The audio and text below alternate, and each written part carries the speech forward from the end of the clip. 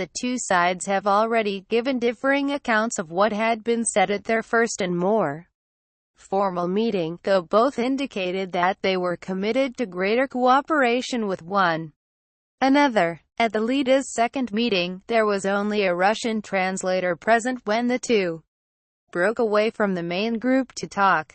Trump, who was due to sit near Japanese leader Shinzo Abe and his wife during the meal, opted to bring a translator who spoke Japanese.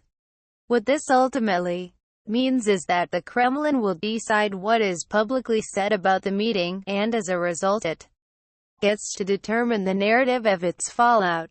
We do not know what it was that prompted President Trump to go over to talk to Putin on the second occasion for what sounded like a relatively long conversation, but the supposition must be that what transpired was rather more than an exchange designed merely to underpin the relationship that Trump had hoped he had established at their first meeting. If either President Trump or Putin had something to say about Ukraine, for instance, one must suppose, or at least hope, that Trump spoke with U.S. Secretary of State Tillerson about it before the latter met with Ukrainian President Petro Poroshenko in Kiev. There is nothing inherently unusual in Trump taking advantage of a dinner to speak with Putin.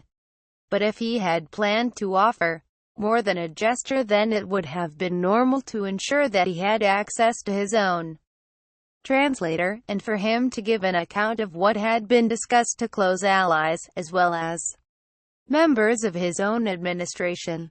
The gesture itself was a signal of his continuing desire to establish a good personal relationship with Putin. By now, Trump must realize that the last several months have made that more difficult than he might have initially expected or hoped.